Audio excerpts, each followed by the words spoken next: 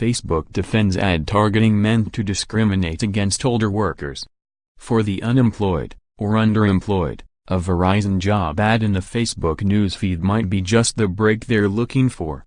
In an ad featuring a smiling millennial woman, Verizon promises you're sick, more than just a number, a corporate euphemism meant to relay a company values its employees.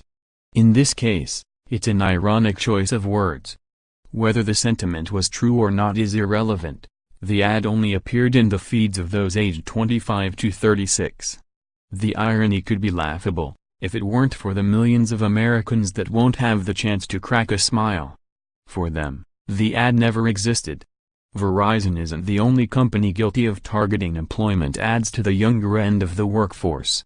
According to a report published by ProPublica and the New York Times, Amazon, Goldman Sachs, Target, and Facebook itself have all been responsible for ads meant to attract the young while precluding the old. Worse, Facebook defended the practice. According to Facebook VP Rob Goldman, used responsibly, age-based targeting for employment purposes is an accepted industry practice and for good reason. It helps employers recruit and people of all ages to find work. It's a good thing Goldman isn't an attorney. For one, the statement that age-based targeting is not only okay, but standard practice says little to appease current laws prohibiting exactly that. And Goldman seems to understand this as against the law. U.S. law forbids discrimination in employment based on age, race, gender and other legally protected characteristics. That said, simply showing certain job ads to different age groups on services like Facebook or Google may not in itself be discriminatory, just as it can be okay to run employment ads in magazines and on TV shows targeted at younger or older people. Attempting to digest this is futile. It's a statement that directly contradicts itself within a span of 3 paragraphs. Targeting younger audiences by advertising on TV shows is standard practice. Where it differs, and thus, remains legal, is that the show doesn't block the ad for anyone above a certain age. While Keeping Up with the Kardashians might attract the coveted 25 to 34 age group you're looking for, that's not to say they're the only ones watching it.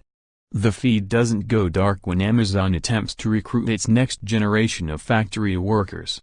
On Facebook, this is exactly what happens. The ad never appears to those outside of the age range specified when targeting the ad. When attempting to woo new employees or perhaps tenants in an apartment building, this is a blatant disregard for laws prohibiting such a practice. To put it simply, 29 U.S.C. Section 621 plainly states, "It is therefore the purpose of this chapter to promote employment of older persons based on their ability rather than age, to prohibit arbitrary age discrimination in employment, to help employers and workers find ways of meeting problems arising from the impact of age on employment." For Facebook, this might not mean much. The company has argued in court filings that the law governing this sort of practice, the Communications Decency Act, makes it immune from liability when serving discriminatory ads. Whether legal or not, you'd hope human decency would prevail. Facebook, though, seems to be fresh out of that. Dozens of companies are using Facebook to exclude older workers from job